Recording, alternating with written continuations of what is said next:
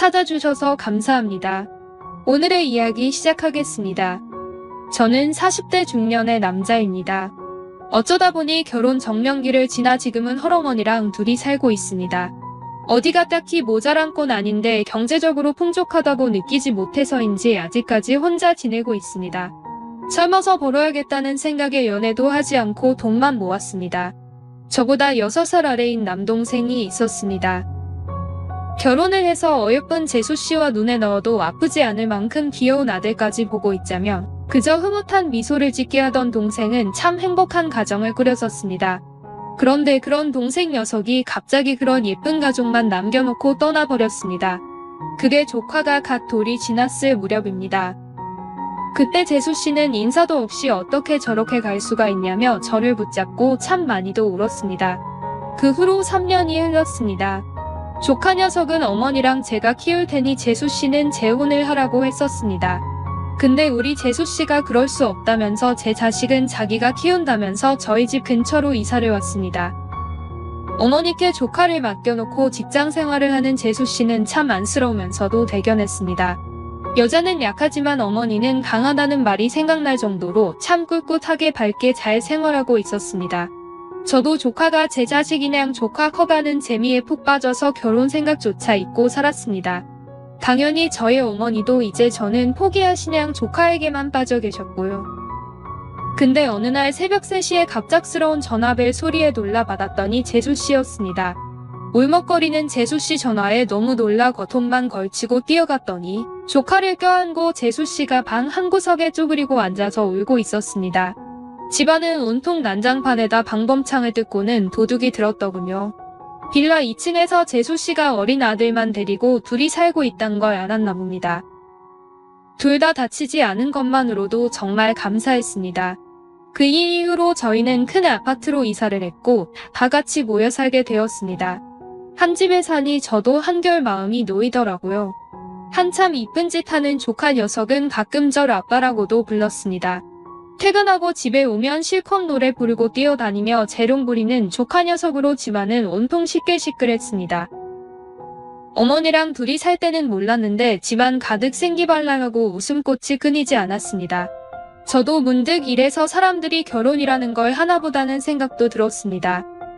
우리 재수씨는 가끔 동생 생일이나 기일이 다가오면 좀 우울해하긴 했지만 그럴 때면 조카 녀석은 어머니께 잠깐 맡겨놓고 재수씨랑 둘이 나가서 영화도 보고 저녁도 먹고 동생 흉도 좀 보고 그러면 기분이 좀 좋아지곤 했습니다. 그리고 이젠 기특하게도 재수씨도 조금씩 담담하게 받아들이기도 하더라고요. 그렇게 동생을 잃은 슬픔에서 저도 재수씨도 조금씩 치유가 되어가고 있었습니다. 우리 재수씨가 이제 겨우 30살인데도 말이죠. 한 집에 어머니, 저, 재수씨 그리고 조카 녀석 이렇게 4식구가 살다 보니 주위에서는 저랑 재수씨를 부부로 보게 되었습니다.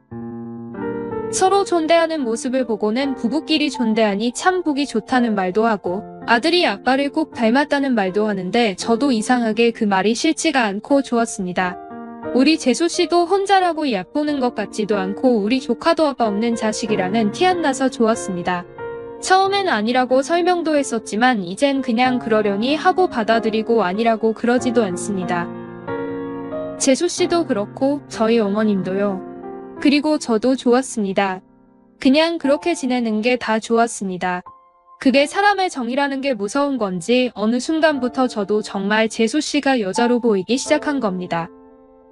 저보다 12살이나 어린 동생의 아내였던 재수씨인데 저도 모르게 여자 혼자 힘들 텐데 내색도 안 하고 꿋꿋하게 살아가는 재수씨를 이제는 제가 보듬어주고 싶다는 생각이 들었습니다. 옆에서 지켜보면 안아주고 싶을 정도로 안쓰럽기만 한 재수씨를 그냥 편히 쉬게 해주고 싶어졌습니다. 아니 어쩌면 그냥 그게 아니라 제가 이제는 사랑이라는 걸 하고 싶어진 건지도 모르겠습니다. 지금까지 40이 넘도록 열리지 않았던 제 마음이 재수씨한테 열리고 있습니다. 아니라고 아닐 거라고 그냥 동정심도 들고 안쓰러운 마음에 제 스스로 타일러도 보고 꾸짖어도 봤습니다. 출장 핑계를 대고 한 달가량 집에 들어가지 않아 보기도 했지만 잘 안 되었습니다. 그리고 이젠 알았습니다. 이게 사랑이라는 거요. 안쓰러운 마음도 대견한 마음도 모두 다 같은 사랑이었습니다.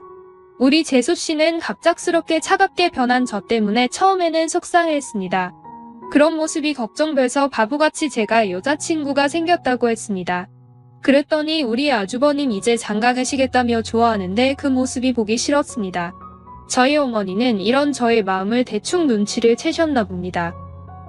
어머니는 가까이에 있어서 그런 마음이 든 거라고 합니다. 그리고 재수 씨를 보내줘야 할 때라며 조용히 저를 다독입니다. 그래서 여동생에게 말을 해봤습니다. 여동생은 제 마음을 이해할 것 같다고 저의 뜻에 따르겠다고 했습니다. 하지만 안 되는 건 안 되는 거잖아요. 아직은 저희와 떨어지는 게 무섭다는 재수 씨와 이제는 저를 아빠인 양 따르고 좋아해주는 우리 조카까지 마음을 갈피 잡을 수가 없었습니다. 술 한 잔 생각나면 아주버님 우리 맥주 한 잔? 하면서 문자 보내오는 우리 재수 씨. 술이 거나하게 취한 어느 날 밤 재수 씨가 그러더군요. 아주버님이 연애를 하신다면 참 서운할 것 같지만 그래도 진심으로 축하드릴 거예요. 전 아주버님이 참 좋아요. 아주버님이 결혼하지 않으신 게 좋고 그래서 우리만 사랑하는 아주버님이 좋아요. 아주버님이 따뜻해서 좋고 아주버님이 저희를 지켜주셔서 너무 좋아요. 우리 불쌍한 재수씨. 재수씨도 이제는 재수씨 인생 찾아야 하는데 이제 보내줘야 하는 거 아는데 죄송해요. 재수씨, 근데 저 이제는 말해야 될 것 같아요. 저 재수씨만 좋다면 제가 재수씨랑 부부로 살고 싶어요. 조카도 잘 키우고 싶어요. 저희 엄마랑 여동생은 제가 얘기 잘하면 반대하진 않으실 거예요.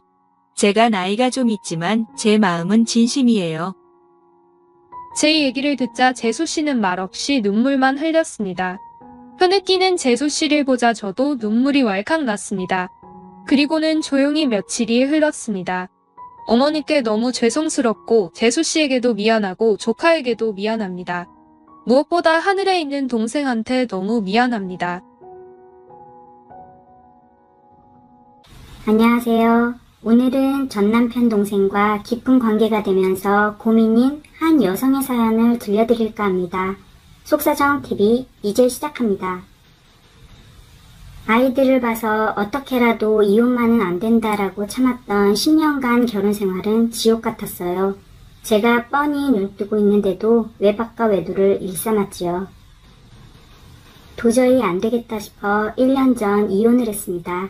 아이들 2명 모두 제가 키우고 있고 지나간 과거는 잊고 살려고 하는데 전 남편 이혼하고 우리 가족이 살던 집에 젊은 여자를 들여서 산다고 어떻게 알게 되었어요. 이혼하자마자. 제가 얼마나 정성스럽게 가꾼 집인데 그리고 우리 아이들 태어나 크면서 손때 묻은 소중한 집이에요. 그놈 아이들하고 보름에 한 번 만나기로 했는데 이제는 아이들 보러 오지도 않습니다. 아이들은 왜 아빠 안 오냐 하는데 이런저런 핑계도 한두 번이지 뭐라 할 말이 없네요. 그런데 도련님은 우리 아이들이 보고 싶다고 한 달에 2-3번 정도 찾아오곤 합니다. 그놈과 다르게 정도 많고 가정적입니다. 와서 아이들과 놀이동산, 박물관, 동물원을 같이 다니곤 해요. 어떻게 보면 아빠 역할을 1년간 해온 거죠.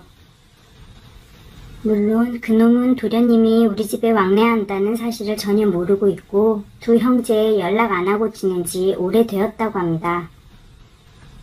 이혼 후 도련님이 집에 찾아오는 게 처음에는 부담스러웠지만 이혼 전에도 아직 총각인 도련님이 우리 아이들과 자주 시간을 보냈기 때문에 아이들도 삼촌을 찾았고 저도 온다면 말리지는 않았어요.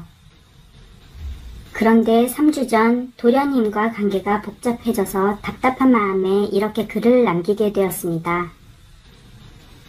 토요일, 초등학교 1학년 작은 아이가 시무룩해서 말도 안 하고 밥도 안 먹어 어디 아픈지 물으니 학교에서 친구들과 다툼이 있었더라고요.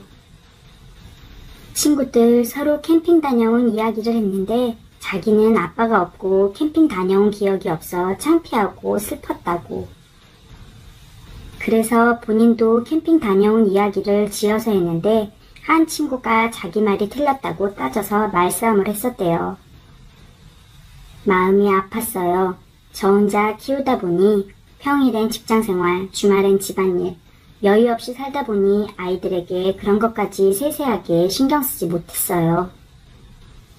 초등학교 2학년인 큰애는 동생에게 우리는 그런데 못 가니까 쓸데없는 기대하지 말라고 하며 방문을 쾅 닫았어요. 도련님 아무 말 없이 듣고 있더니 얘들아 삼촌 좋은 곳 아는 데 있어. 지금 그리로 가자 하였어요. 아이들 제 눈치를 좀 살피더니 좋아하더군요. 그런데 둘째가 엄마 안 가면 안 갈 거라 하니 저도 같이 가게 되었습니다. 화창한 날씨, 아이들이 자연 속에서 마음껏 노는 걸 보니 감격스러웠어요. 미안하기도 했고요. 우리 캠핑장 옆에 온 아이들도 형제였는데 아이들끼리 비슷한 또래였고 같이 친하게 놀더라고요.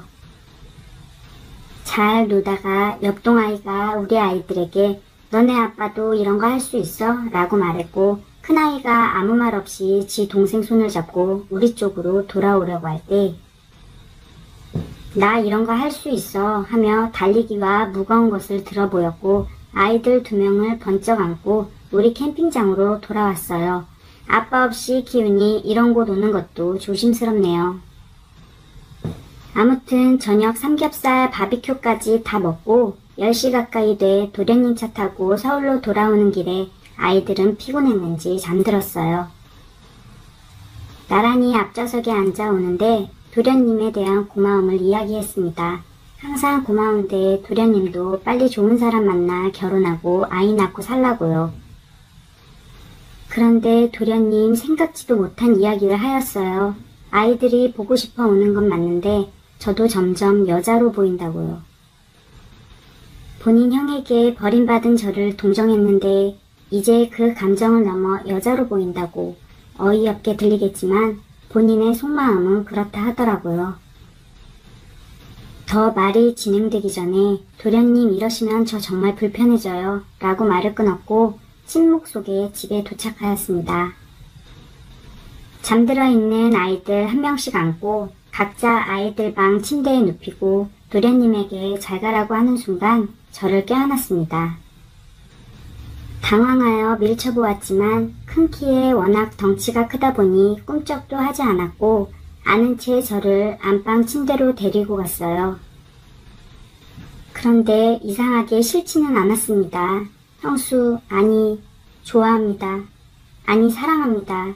더 이상 못 참겠어요. 하며 관계를 시도했고 저도 받아들였어요. 그날 우린 밤새 애정행위를 하였습니다.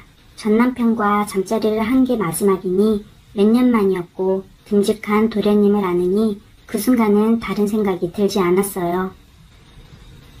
뜨거운 밤을 보내고 저를 팔베개 해주면서 본인이 서서히 아이들에게 알아듣게 설명할 테니 아이들의 아빠가 되고 싶다고 하더라고요.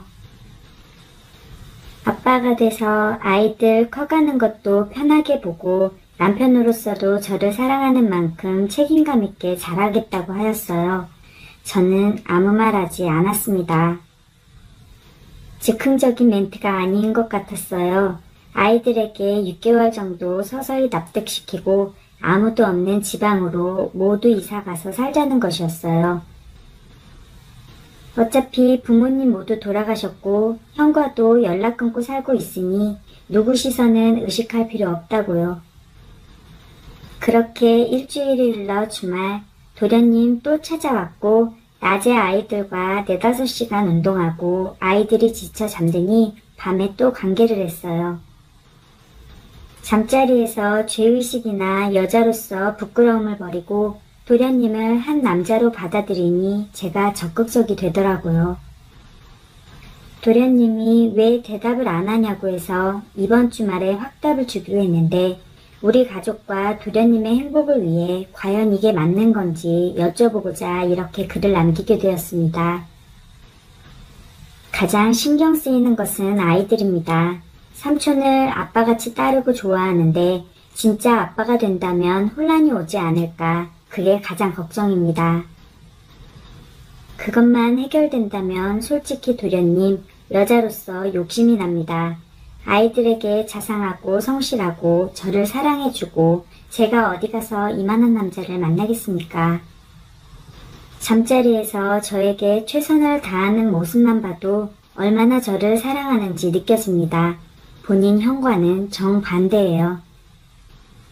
좋은 의견 있으시면 조언해 주시기 바랍니다. 여자로서 행복하고 새로운 출발에 대한 기대감도 들지만 확신이 들지 않는 게 사실입니다. 제 글을 읽어주셔서 감사합니다.